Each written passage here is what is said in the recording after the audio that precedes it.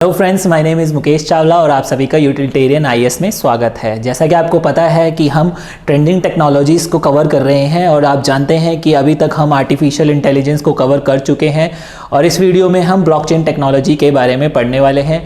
हम इसमें ये देखेंगे कि ब्लॉकचेन टेक्नोलॉजी होता क्या है, उसके क्या क्या एडवांटेज हैं, डिसएडवांटेज हैं, क्या क्या वो बेसिकली उनका यूज़ क्या है। तो ये सारी चीज़ें हम इस वीडियो में देखने वाले हैं। चलिए देखते हैं इसके बारे में कि ब्लॉकचेन टेक्नोलॉजी क्या होता है। तो सबसे पहले मैं आपको ये बता दूं कि इस वीडियो में हम क्या क्या देखने वाले हैं। तो सबसे पहले हमारे पास है ब्लॉकचेन से रिलेटेड हम क्या पढ़ेंगे, ब्लॉकचेन टेक्नोलॉजी और उसके फीचर्स के बारे में। हम डिस्ट्रीब्यूटर लेजर टेक्नोलॉजी के बारे में पढ़ेंगे और इन दोनों का क्या रिलेशन है हम ये जानेंगे, ठीक है। उसके साथ साथ उसकी प्रॉपर्टीज़ देखेंगे और साथ साथ ये देखेंगे कि ब्लॉकचेन टेक्नोलॉजी में किस तरीके से ट्रांजैक्शंस होती हैं और किस तरीके से ये सारी चीज़ें, और जो आप क्रिप्टो करेंसी पढ़ते हैं या बिटकॉइंस पढ़ते हैं तो ये सारी चीज़ें होती क्या है।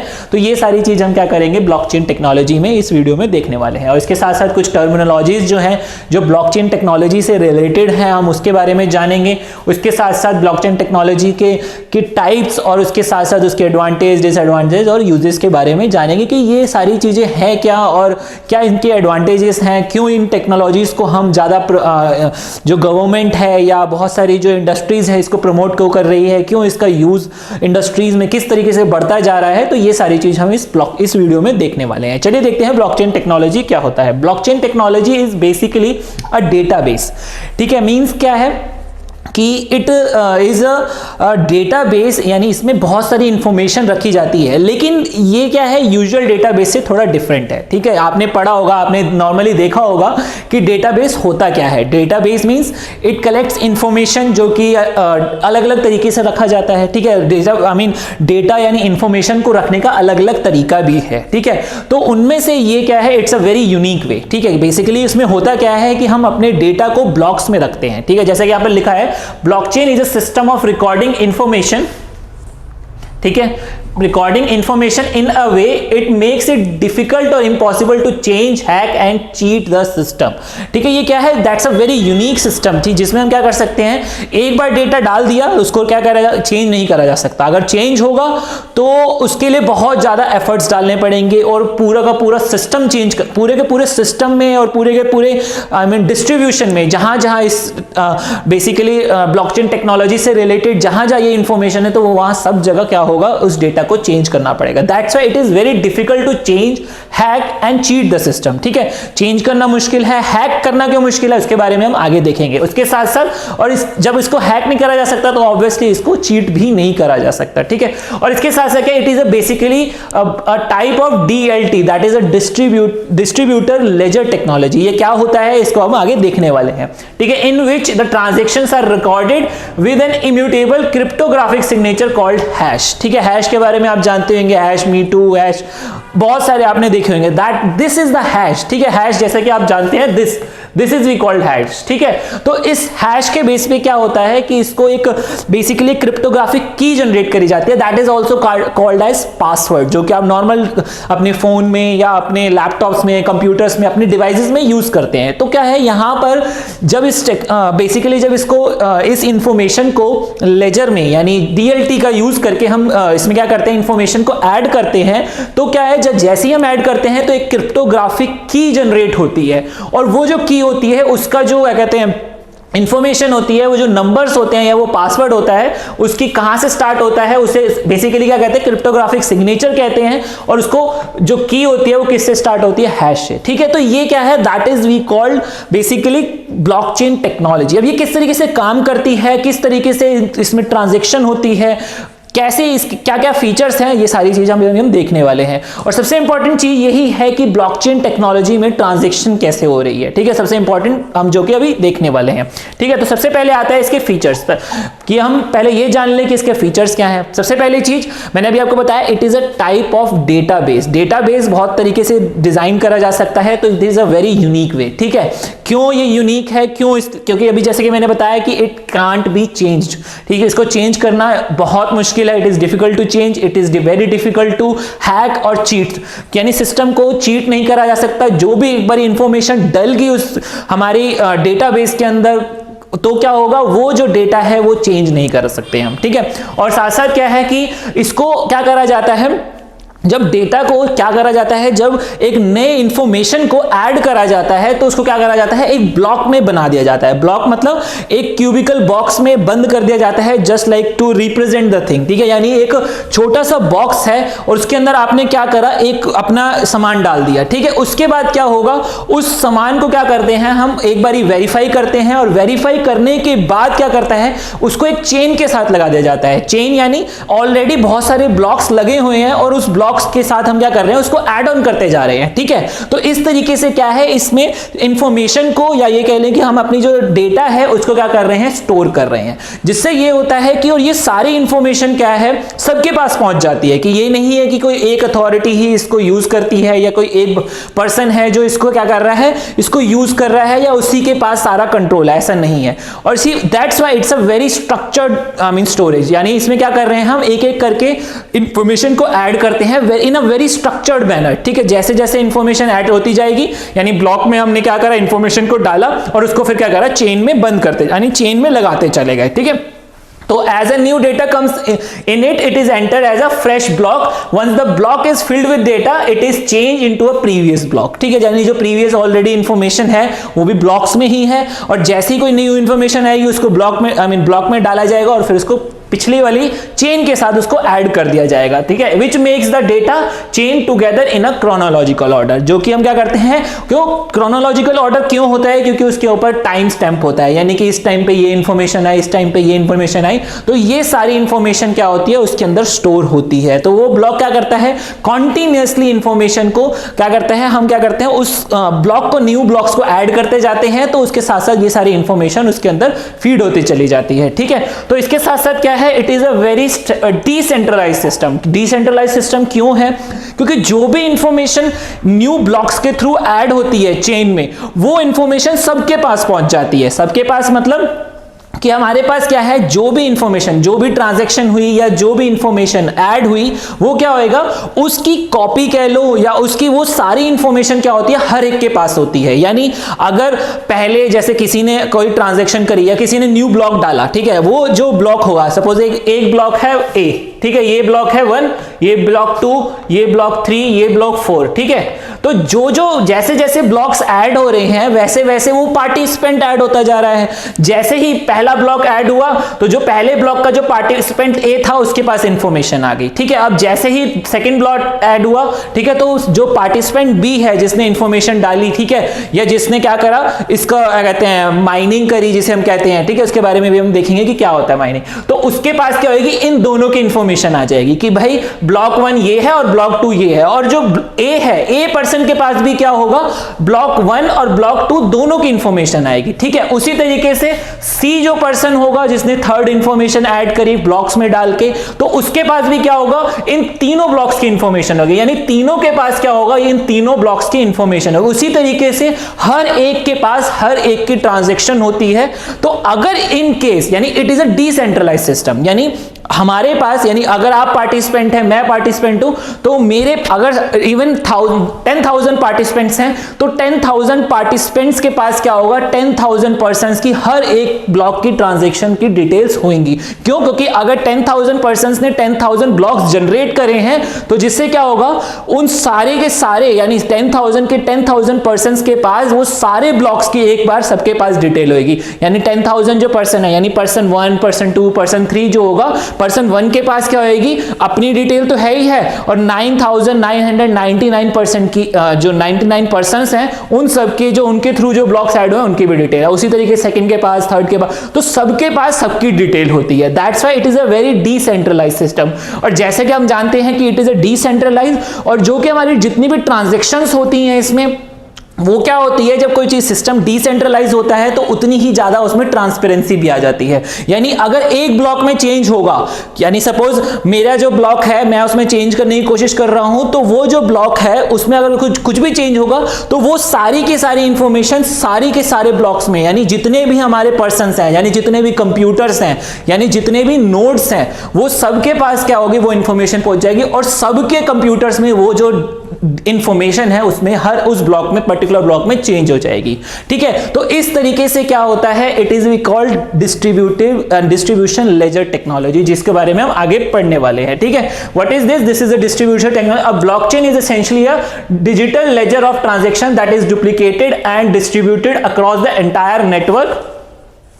ठीक है, entire network of computer system on the blocks. ठीक है, जिसे हम नोड्स कहते हैं, यानी it is a network of computer, it is a network of all the electronic devices. जरूरी नहीं है कि वो कंप्यूटर हो, it can be your mobile, it can be anything that depends कि वो क्या कर सके, वो उस प्रॉब्लम को सॉल्व कर सके। ठीक है, क्योंकि उन चीजों को सॉल्व करने के लिए कि अगर आपको कोई भी जिसके बारे में अभी हम पढ़ने वाले हैं कि किस तरीके से न्यू ब्लॉक ऐड हो रहा है, किस तरीके से वैलिडेशन हो रहा है इस इंफॉर्मेशन का, वो सारी चीजें हम अभी आगे देखने वाले हैं। ठीक है, तो each block in chain contain a number of transaction. ठीक है, क्या होता है कि एक ब्लॉक के अंदर ही बहुत सारी ट्रांजैक्शन होती है। ठीक है, उसके बाद क्या होता है, every time a new transaction occurs on the block, a record of that transaction is added to every participants ledger. ठीक है, this decentralized database management by multiple participants is called distributed ledger technology. जैसा कि मैंने अभी आपको बताया कि जितनी भी इंफॉर्मेशन होगी वो सबके पास चेंज हो जाएगी, और जो एक एक हमारे पास जो कंप्यूटर है या एक एक पर्सन है या उनका जो डिवाइस है जो यूज कर रहे हैं, उसमें क्या कहते हैं, नोड्स कहते हैं। ठीक है,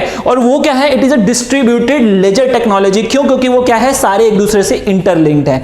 जहां एक के पास इंफॉर्मेशन चेंज हुई तो वो सबके पास इंफॉर्मेशन चेंज हो जाएगी, और जैसे इंफॉर्मेशन चेंज होगी तो उसको भी क्या करा जाता है, पहले वैलिडेट करा जाता है। और वैलिडेट करने के लिए अगर सपोज एक पर्सन ने क्या करा है, इंफॉर्मेशन चेंज करी है, ठीक है, तो बाकी जो 9999 पर्सन्स हैं उसको वो वैलिडेट करेंगे। मैक्सिमम लोग अगर वैलिडेट कर देंगे तो ही क्या होगा, न्यू इंफॉर्मेशन ऐड होएगी या न्यू ब्लॉक ऐड होएगा। ठीक है, दैट मींस यानी जो वैलिडेशन है वो कोई अथॉरिटी नहीं कर रही, जो हम जैसे नॉर्मल जो पर्सन है वो ही वैलिडेशन करते हैं। इसी वजह से that's we called decentralized system. हमें किसी सेंट्रल अथॉरिटी पे डिपेंड करने की जरूरत नहीं है। ये कहां पर काम आ सकता है इस तरीके के मेथड, जो कि हम आगे देखने वाले हैं। ठीक है, क्योंकि इसका काफी जगह यूज देखने को मिला है, कैसे कर सकते हैं इसका यूज और इसके क्या क्या इंप्लीकेशंस हैं, तो ये सारी चीज हम आगे इस वीडियो में देखने वाले हैं। ठीक है, नेक्स्ट आता है properties of our distributed ledger technology. It is a programmable, secure है ये। ठीक है, सिक्योर क्यों है,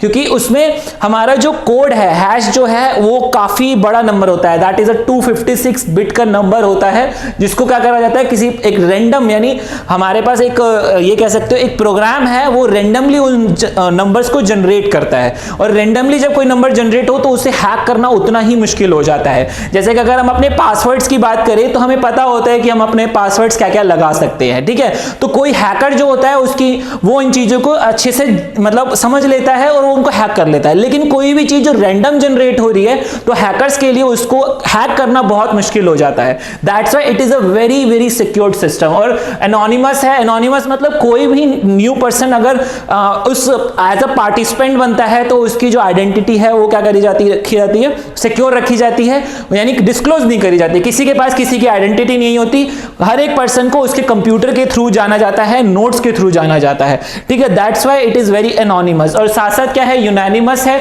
क्यों? क्योंकि all the network participant agree to validate of the each of the records। यानी क्यों?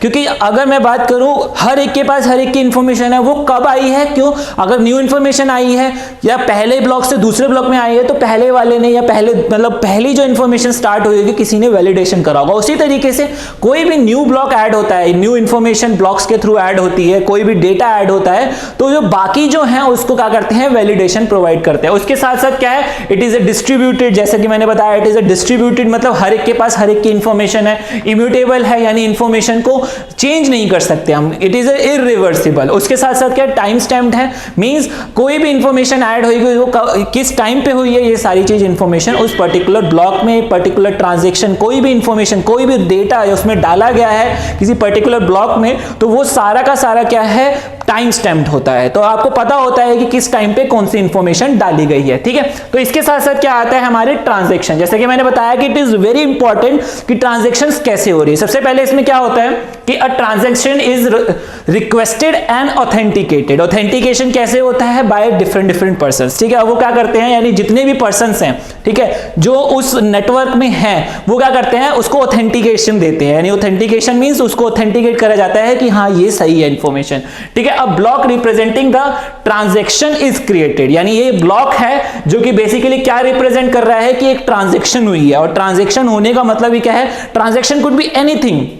उसमें बेसिकली ट्रांजैक्शन में क्या कर रहे हैं हम, इंफॉर्मेशन चेंज कर रहे हैं। सपोज मैंने आपको क्या करा, सपोज कोई दो पर्सन है, उन्होंने आपस में अपना कोई भी डिटेल शेयर करी, लाइक उन्होंने किसी ने मनी ट्रांसफर करा या किसी ने अपना कोई रिकॉर्ड ट्रांसफर करा या मेडिकल रिकॉर्ड, तो वो क्या है, वो उस ब्लॉक में क्या हो गया, एक क्या कहते हैं बंद हो गई। यानी बंद करने का मतलब जैसे ही ब्लॉक क्रिएट हुआ तो उसमें क्या होता है, एक प्रोग्रामेबल एक कोड जनरेट हो जाता है, उस कोड के बिना उस ब्लॉक को खोल नहीं सकते, ठीक है। That is we call cryptographic key, ठीक है।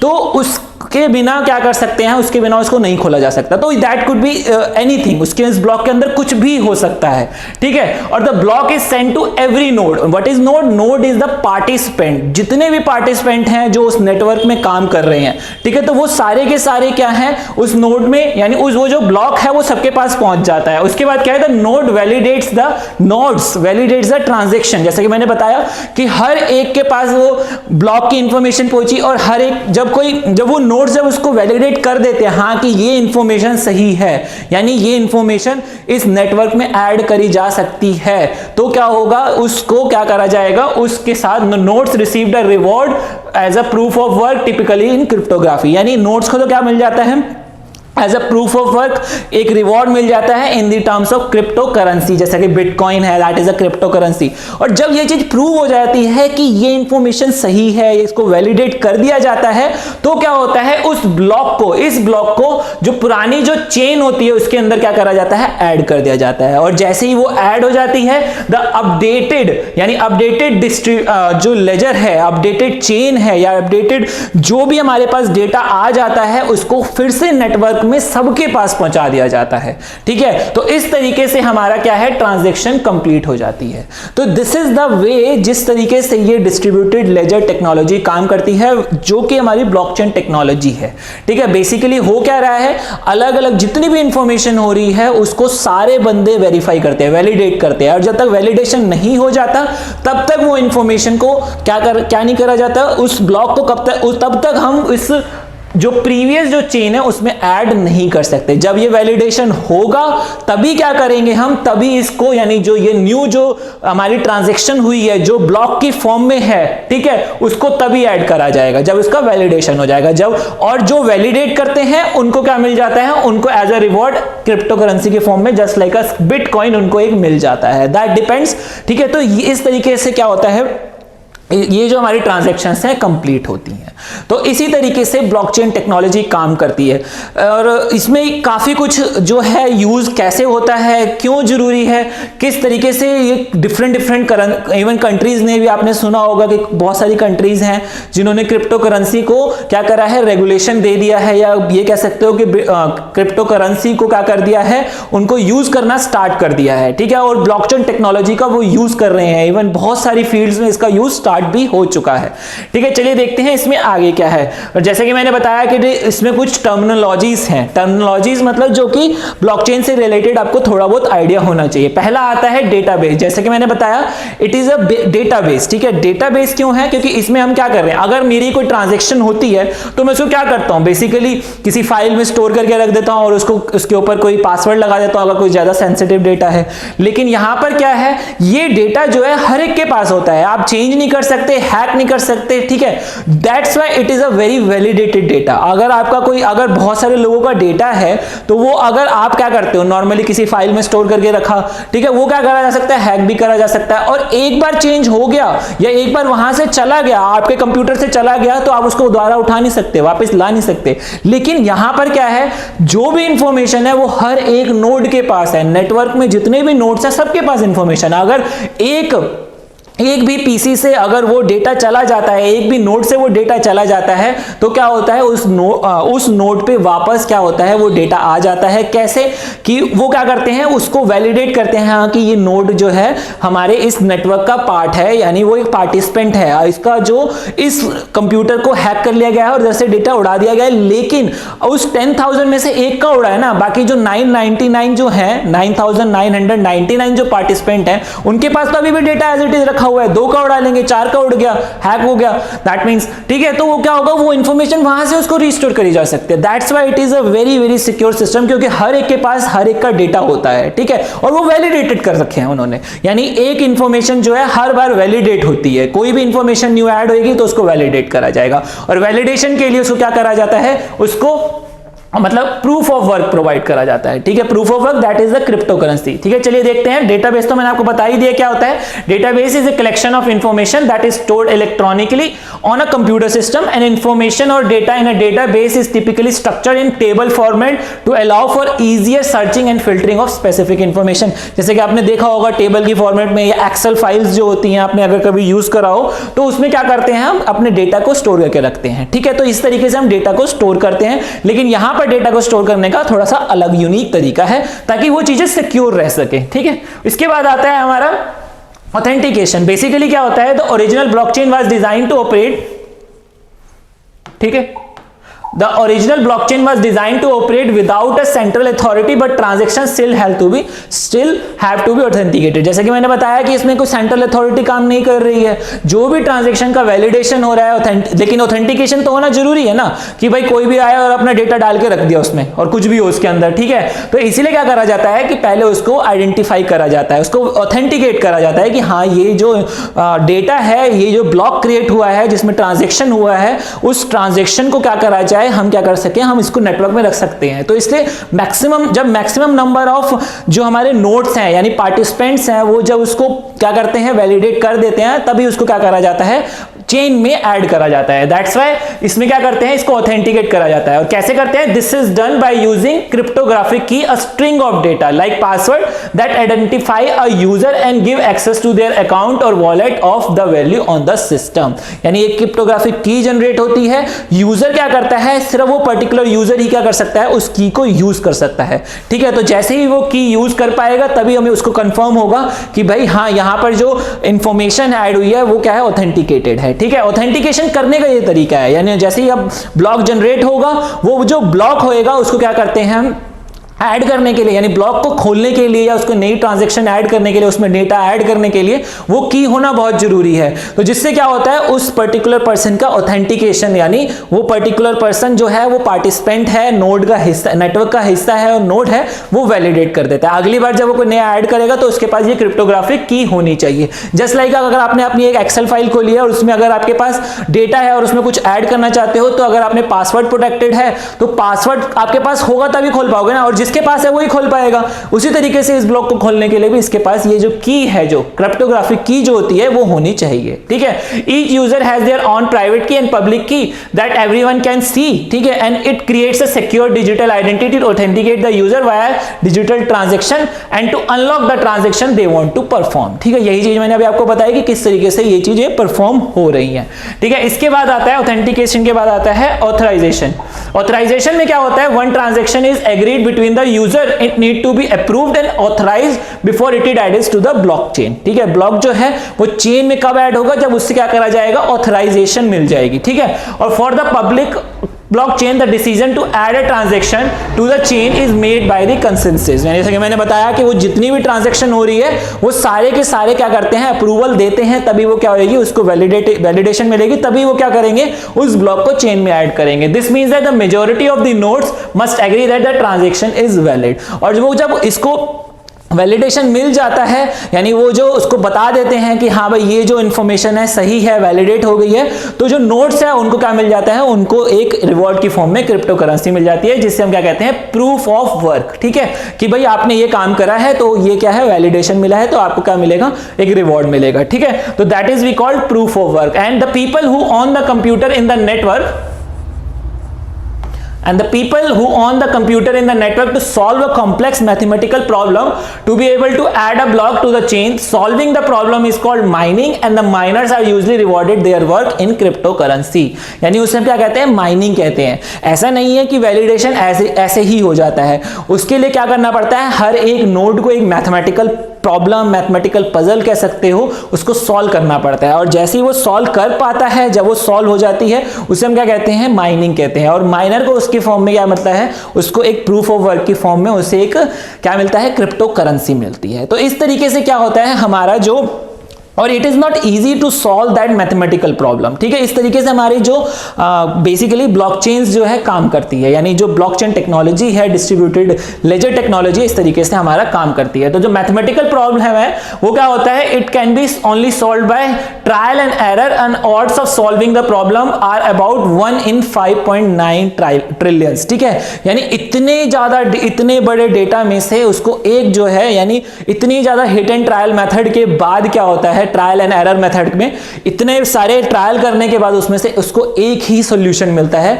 और उस सॉल्यूशन को करने के लिए कंप्यूटर को नंबर ऑफ यानी कह सकते हो कि number of transaction, number of simulation करनी पड़ती है। नंबर ऑफ सिमुलेशन मतलब बार बार अपने प्रोसेस को रिपीट करना पड़ता है, और एरर एंड ट्रायल के थ्रू उसको, यानी अलग अलग ट्रायल्स के बेसिस पे उसको एक पर्टिकुलर वो मिलती है, पर्टिकुलर ये कह सकते हो कि पर्टिकुलर उसको एक सॉल्यूशन मिलता है, ठीक है। जिसके बाद क्या होता है, उसको पता चलता है कि हाँ वैलिडेशन कर दिया गया है, ठीक है। तो that's why it requires substantial computing power which uses the considerable amount of energy. क्योंकि जब क्या होता है, जब उसको प्रॉब्लम को सॉल्व करना है तो रेगुलर बेसिस पे क्या है, कंप्यूटर क्या करेगा, उसको एनर्जी को यूटिलाइज करेगा, और तो जिससे वजह से क्या है, बहुत ज्यादा एनर्जी यूटिलाइज होती है, ठीक है। और जिससे क्या हो रहा है, जिससे इसमें देखा जाता है कि जो भी ये नोड है या ये जो नेटवर्क है पूरा का पूरा, नियर अबाउट 40% ऑफ एनर्जी जो है किसी कंट्री की यूटिलाइज कर लेता है एडवांस कंट्रीज में, ठीक है। जैसे कि यूके है या यूएस है या यूरोप की कुछ जो एडवांस कंट्रीज हैं,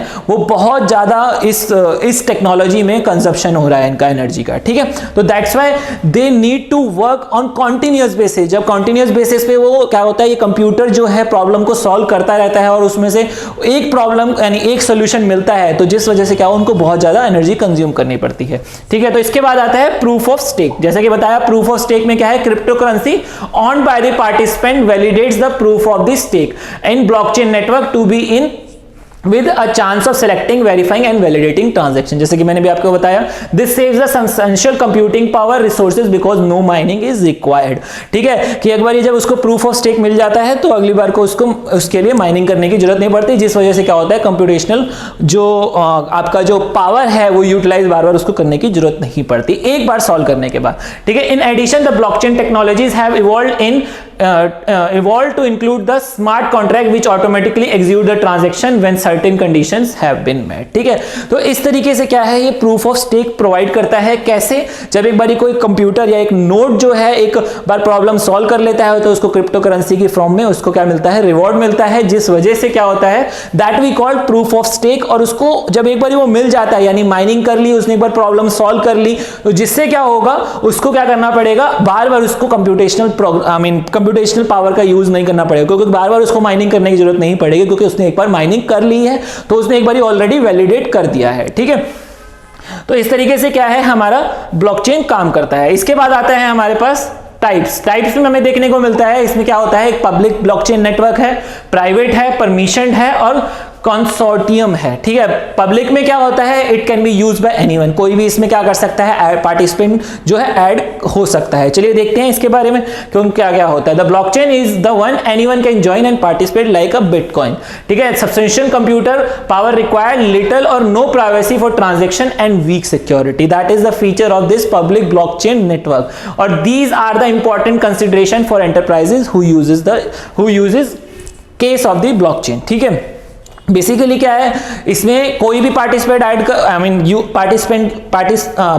कर सकता है, तो जिस वजह से क्या है, कंप्यूटेशनल पावर जो है बहुत ज्यादा यूज होती है, और उसमें क्या है, कोई प्राइवेसी नहीं है और बहुत कम सिक्योरिटी देखने को मिलती है, तो कोई भी आ रहा है उसमें। लेकिन वहीं अगर हम प्राइवेट की बात करें तो उसमें क्या है, एक पर्टिकुलर मतलब कुछ पर्टिकुलर ऑर्गेनाइजेशन ही जो है उसको क्या कर रही है, गवर्न करती हैं। तो वो क्या करती हैं, कुछ पर्टिकुलर बंदों को ही, जिनको वो चाहती है कि भाई ये बंदा इस नेटवर्क में पार्टिसिपेट करे, या ये जो बंदा है या ये जो नोड है उसको अलाउड है कि ये क्या कर सकता है, ब्लॉकचेन में अपना वैलिडेशन दे सकता है, माइनिंग कर सकता है, ठीक है। तो उससे क्या होगा, ये जो है ये प्राइवेट फॉर्म में प्राइवेट काम करता है, यानी इसमें सारे ऐड नहीं कर सकते, जो वो पर्टिकुलर प्राइवेट ऑर्गेनाइजेशन है वो जो कहेगी उसी के अकॉर्डिंग काम होता है, ठीक है। तो depending on the use case this can be significantly boost trust and confidence between the participants. ऐसे बहुत सारे जो आपने देखा होगा, बहुत सारे जो प्राइवेट फर्म्स हैं, या फिर एक बात करूं जो आपके डार्क वेब में बहुत सारी ऐसे लोग हैं जो कि एक पर्टिकुलर ब्लॉकचेन टेक्नोलॉजी का यूज करके क्या कर रहे हैं, अपने ट्रांजैक्शन कर रहे हैं, और वो क्या करते हैं, कुछ पर्टिकुलर बंदों को ही क्या करते हैं, इंफॉर्मेशन शेयर करते हैं। तो जिस वजह से क्या होता है, it work as a private blockchain network, ठीक है। और private blockchain network can be run behind a corporate firewall and can even hosted on premises, ठीक है। तो इस तरीके से क्या होता है, ये प्राइवेट जो हमारा ब्लॉकचेन नेटवर्क है वो काम करता है। चलिए देखते हैं, इसके बाद आता है परमिशन। इसमें क्या है, जो पर्टिकुलर बिजनेस है, जिन्होंने पर्टिकुलर बिजनेस सेटअप करा है, वो क्या करते हैं, कुछ पर्टिकुलर बंदों को परमिशन देते हैं।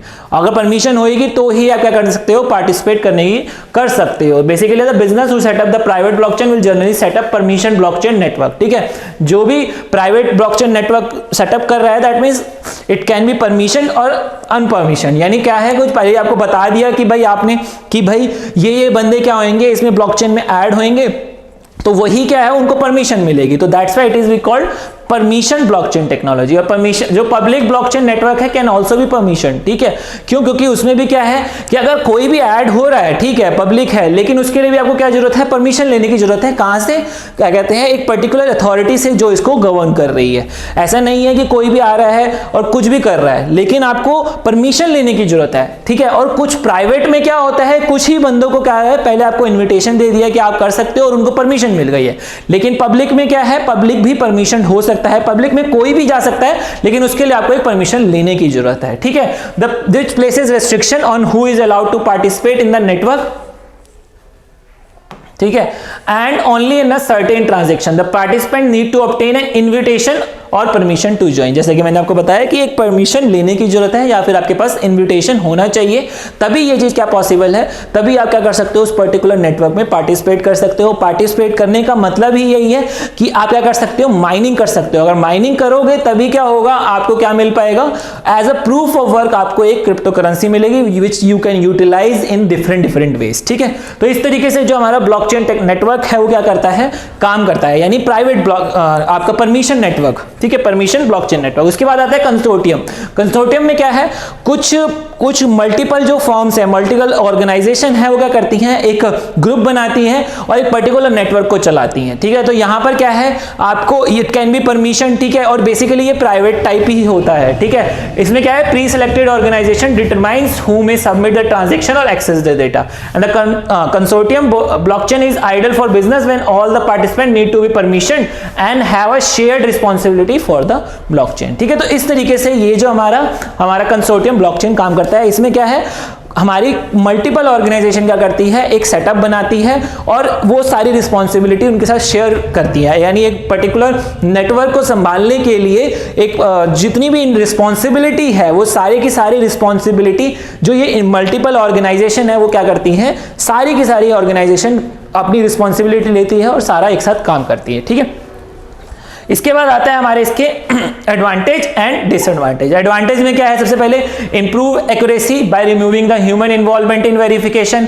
कॉस्ट रिडक्शन है, क्यों, क्योंकि bye eliminating the third party verification. अगर मुझे क्या करना है, कोई भी कॉन्ट्रैक्ट को वैलिडेट करना है तो मुझे क्या करना पड़ता है, नोटरी के पास जाना है, कोर्ट जाना है या एडवोकेट जाना है। यहाँ पर वैलिडेशन क्या है, आपस में ही लोग कर लेते हैं, तो इसलिए हमारे पास किसी को वेरीफाई कराने की जरूरत नहीं पड़ती। Decentralize make it harder to tamper with. Decentralization है तो टेम्परिंग करना बहुत मुश्किल है, क्यों, क्योंकि अगर एक के पास डेटा होता है तो क्या होगा, उसमें कोई भी आकर क्या कर सकता है, टेम्परिंग कर सकता है, तो उसमें क्या, एक बार डेटा लॉस तो गया। लेकिन इसमें क्या है, सबके पास है, तो इस वजह से एक बार टेम्परिंग हो भी किसी के पास, किसी के पीसी में अगर वो डेटा गायब भी हो जाता है तो उसको वापस रीगेन करा जा सकता है। The transaction are secure, private and efficient transaction और ट्रांसपेरेंट टेक्नोलॉजी है। और साथ साथ क्या है, बहुत सारी जो कंट्रीज हैं इसको एज अ बैंकिंग के फॉर्म में यूज भी कर रही है, क्यों, क्योंकि बहुत सारी ऐसी अनस्टेबल कंट्रीज हैं जहां पर इंफ्रास्ट्रक्चर है ही नहीं या फिर डिस्ट्रॉय हो चुका है। जैसे कि आपको पता है बहुत सारी ईरान या इराक की मैं बात करूं, जहां पर बेसिकली क्या है, हमारे पास वहाँ पर वॉर्स चलते रहते हैं, या जो आपकी सऊदी कंट्री है, या आपकी नॉर्थ ईस्ट कंट्रीज़ हैं, नॉर्थ ईस्ट एशियन जो कंट्रीज़ हैं, वहाँ पर क्या है, या मिडल ईस्ट कंट्रीज़ हैं, वहाँ पर क्या है, स्टेबिलिटी नहीं है। तो वहाँ पर इंफ्रास्ट्रक्चर भी पॉसिबल नहीं है कि आप अपनी कोई ट्रांजेक्शन को वैलिडेट करा सको, या फिर आप कोई भी जो डेटा है, या फिर आप जो भी अपनी मनी है, सेविंग्स है, उसको आप क्या कर सको, आपको कहीं पर सेव करके यानी डिपॉजिट कर सको, जो कि आपके पास सिक्योर रहे, आप इन फ्यूचर उसे यूज़ करते हो। ऐसा कुछ नहीं होता वहाँ पर। तो वहाँ पर क्या है, वहाँ पर हम ब्लॉकचेन टेक्नोलॉजी का यूज़ कर सकते हैं। जो भी आप ट्रांजेक्शन करो वो सब ऑनलाइन रहेगी, और आप ऑनलाइन ही उनका क्या कर सकते हो, ट्रांजेक्शन करके उनको फ्यूचर में यूज़ कर सकते हो। ठीक है, तो इस तरीके से क्या है, हम क्या कर सकते हैं, हम इसका यूज़ कर सकते हैं। What are the cons, and basically the cons यही है, डिसएडवांटेज यही है, it is a significant technology cost associated with mining bitcoins. ठीक है, क्योंकि उसमें बहुत ज़्यादा पावर यूटिलाइज होती है, तो जिस वजह से क्या है, पावर कंजम्पशन की वजह से it is very costly, low transaction पर सेकंड, जो कि इसका सबसे बड़ा लॉस कहा जाता है, या इसका बहुत बड़ा डिसएडवांटेज कहा जाता है कि ये जो ट्रांजैक्शंस हैं बहुत कम हो पाती हैं। ठीक है, कुछ सेकंड में। History of use in illicit activities, इसका बहुत जगह गलत इस्तेमाल भी होता है, कि इसमें ट्रांजैक्शन कैसे होती हैं कि भाई आपने बिटकॉइन के थ्रू पैसे ट्रांसफर कर दिए, और on the behalf of that क्या कर रहे हैं, आप उसके थ्रू ड्रग्स मंगा रहे हैं या वेपन्स मंगा रहे हैं, कोई भी इस तरीके की जो एक्टिविटीज, जो ग्रुप्स होते हैं इस तरीके की एक्टिविटीज करते हैं। तो that's why it is a disadvantage. सबसे बड़ी बात है इसका रेगुलेशन। यहाँ पर अभी तक इसको कोई रेगुलेशन नहीं मिला है, बहुत कम कंट्रीज हैं इसको रेगुलेट कर रही हैं या इसको यूज कर रही हैं। ठीक है, that's why it is a very in future it could be harmful for और dangerous for the human being, और it can be very useful, that depends the regulation कि किस तरीके से इसका यूज करना है, किस तरीके से गवर्नमेंट यूज करना चाहती है। तो उसके लिए पूरे इंटरनेशनल लेवल पे आपको क्या करने की जरूरत है, इस इंटरनेशनल लेवल पे एक कंसोर्टियम बनाने की जरूरत है कि किस तरीके से इसके रेगुलेशन बनानी है, पॉलिसीज बनानी है। तो सारे के सारे कंट्रीज को उस बिहाफ पे काम करना पड़ेगा एक साथ। ठीक है, तो तभी क्या हो सकता है, इसका प्रॉपर वे में, इसका एडवांटेजियस वे में यूज करा जा सकता है। ठीक है, इसके बाद आता है इसको कहाँ यूज करा जा सकता है, बेसिकली करेंसी में, बैंकिंग में।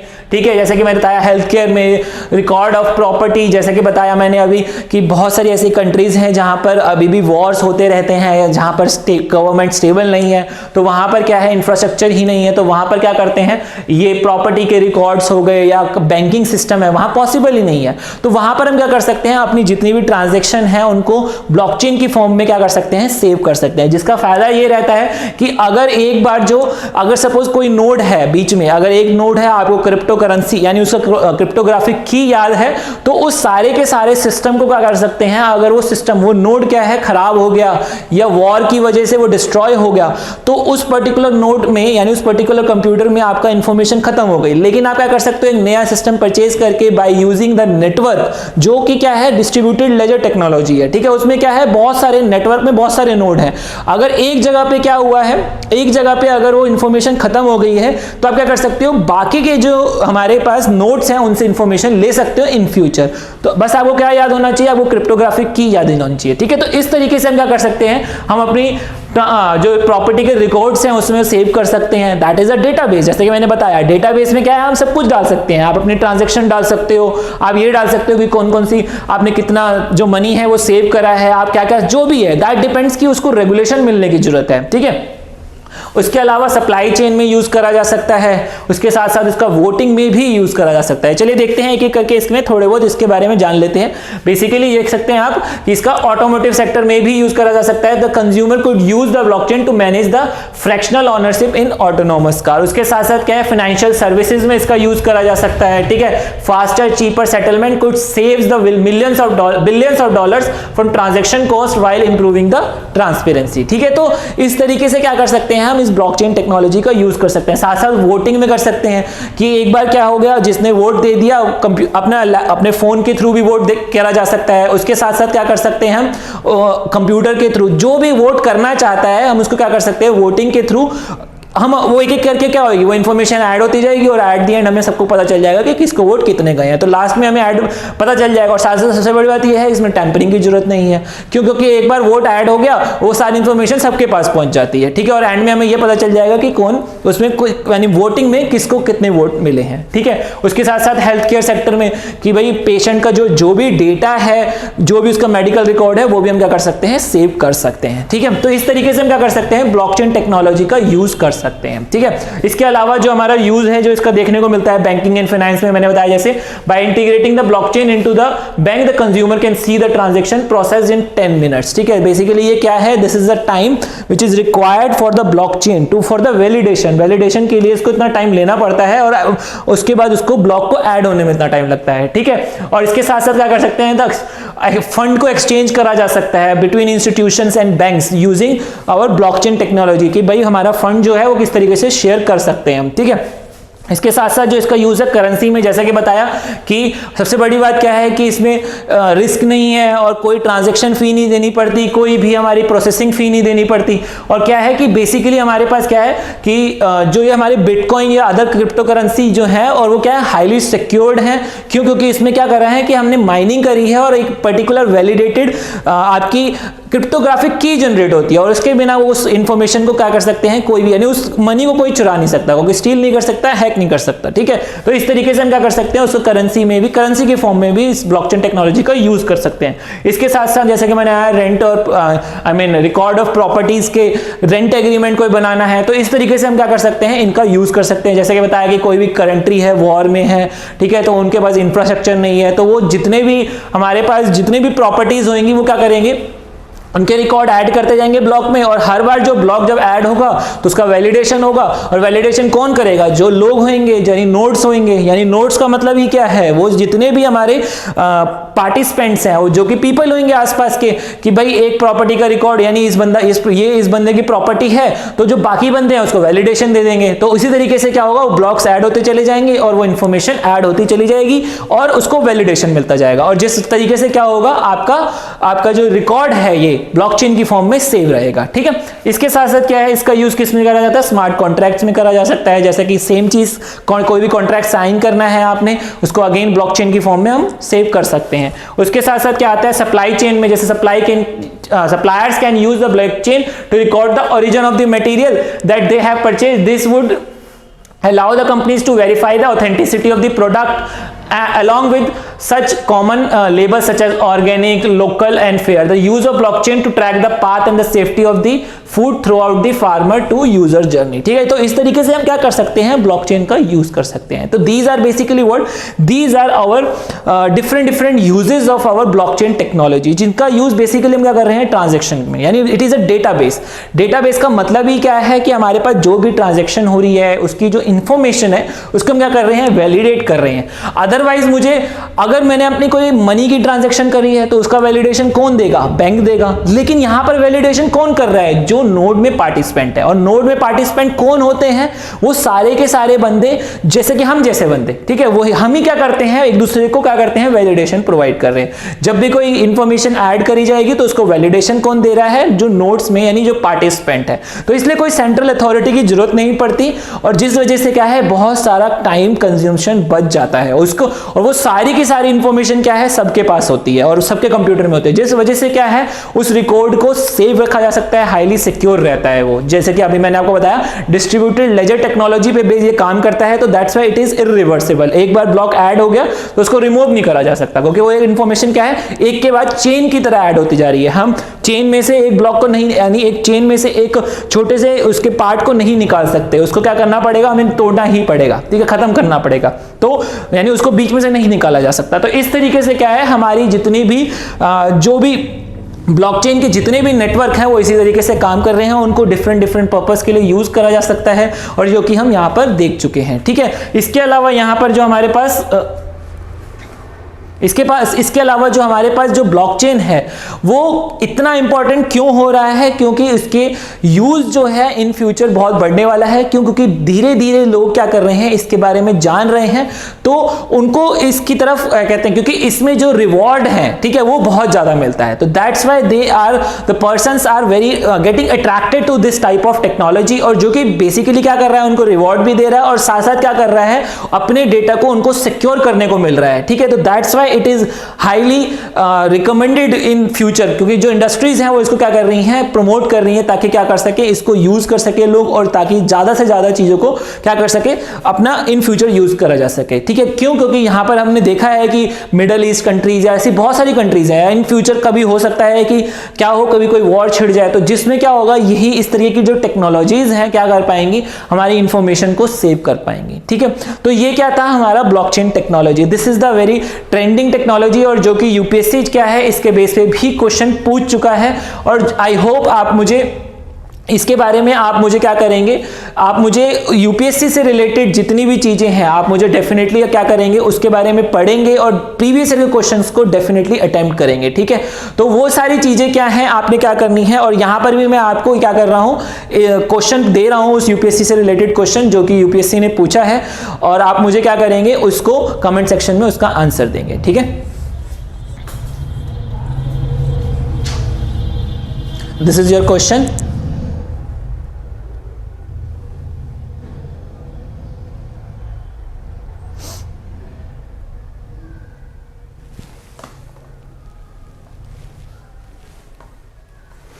ठीक है, तो तब तक के लिए हमारे साथ बने रहिए, और ज़्यादा से ज़्यादा इस वीडियो को लाइक करिए, शेयर करिए, और जितना ज़्यादा इसे लाइक करेंगे, शेयर करेंगे, उतना ही ज़्यादा ये इन्फॉर्मेशन ज़्यादा से ज़्यादा लोगों को तक पहुंच पाएगी।